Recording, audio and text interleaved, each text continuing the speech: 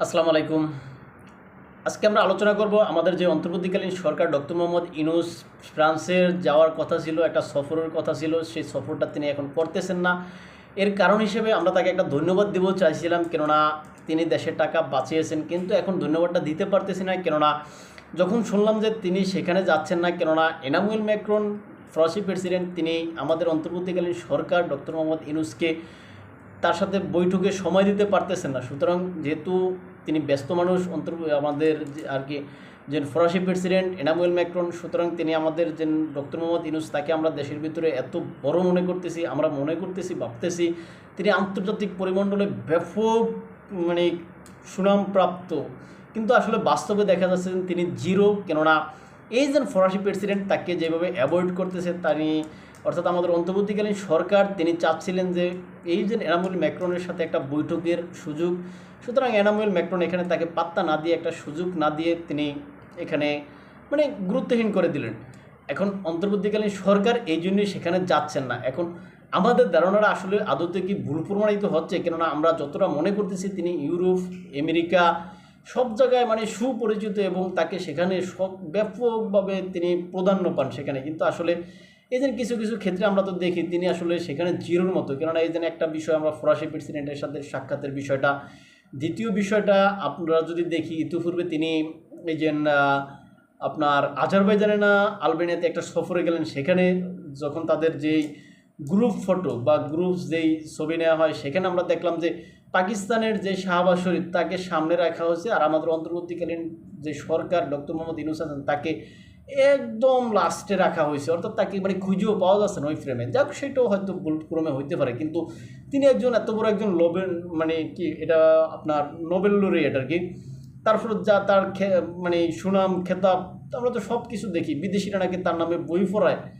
ইউনূসের নামে। সুতরাং কোথায় আসলে এত সুনাম, এত কিছু কোথায়, কিছুই তো দেখতেছি না। আমরা ভাবলাম যে অন্তর্বর্তীকালীন সরকারে যদি ডক্টর মোহাম্মদ ইউনূস আসে, তিনি দেশকে ইউরোপ আমেরিকা বানিয়ে নেবেন, কিন্তু আসলে বর্তমানে দেখতেছি কি আমরা সম্পূর্ণ তার উল্টা চিত্র। আমরা দেখতেছি কি আসলে বাংলাদেশ আসলে উগান্ডা হচ্ছে, বাংলাদেশ শ্রীলঙ্কা হচ্ছে, বাংলাদেশ পাকিস্তানের মতো হচ্ছে। পাকিস্তানের যেমন অর্থ নাই, কিচ্ছু নাই, কি একটা অবস্থা। আমাদের যেই সমস্ত সমালোচক ভাইরা, আমাদের যেই যারা অন্তর্বর্তীকালীন সরকারকে আসলে নিঃস্বার্থভাবে সমর্থন দিয়েছিলেন, তারা এতদিন পর্যন্ত বলতেন বিদেশি থেকে আমরা কোনো ঋণ আনবো না, কোনো কিছু আনবো না। এখন আমরা দেখতেছি কি অন্তর্বর্তীকালীন সরকার এই যে বিদেশ থেকে ঋণ আনার লাগে, IMF এর ঋণ পাওয়ার জন্য আমাদের যে NBR আছে, NBRকে ভাঙ্গা টুকরা টুকরা করে দিচ্ছে। এই যে NBR এর বর্তমানে কোনো কাজকর্ম নাই, কিচ্ছু নাই, সেখানে অস্থবির অবস্থা। সেখানে এই যে কর্মকর্তা কর্মচারীরা তারা তাদের মতো করে আন্দোলন করতেছে। এখন এই যে NBRকে বাংলো, এটা কিন্তু মূলত এই যে আপনার IMF বা বিদেশিদেরকে খুশি করার জন্য মূলত এটা করা।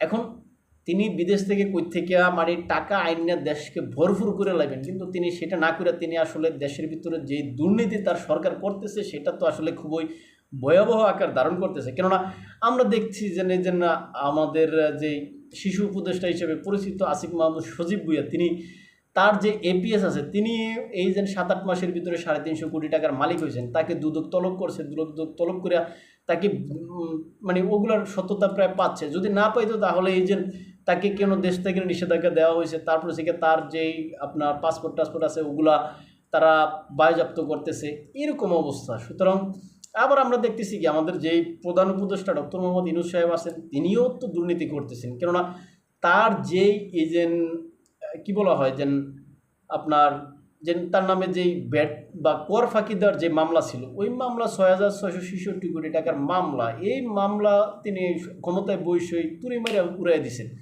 এখন এটাও তো দুর্নীতি তার। এখন তিনি এখানে ক্ষমতার অপব্যবহার করছেন, তিনি নিজের নামে বিশ্ববিদ্যালয় নিচ্ছেন, তিনি ওই ব্যবসা করতেছেন। তিনি সব কেন তাকে করতে হবে ভাই? অন্য যারা আছে তারাও তো সরকারি লাইসেন্স প্রাপ্ত, তাদেরকে সুযোগ দেন। সেটা না করে তারাই সব দুর্নীতি করতেছে, সব কিছু খাচ্ছে।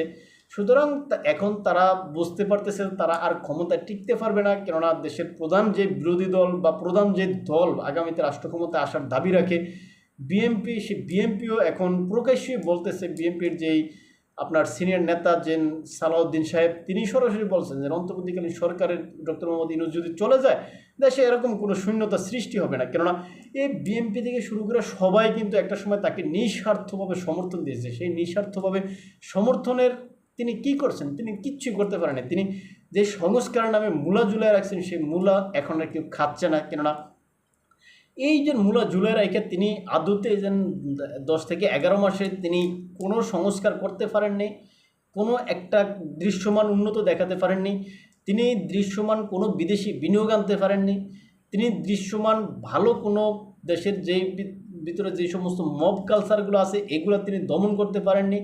তিনি মানে সকল দিক থেকে ব্যর্থ।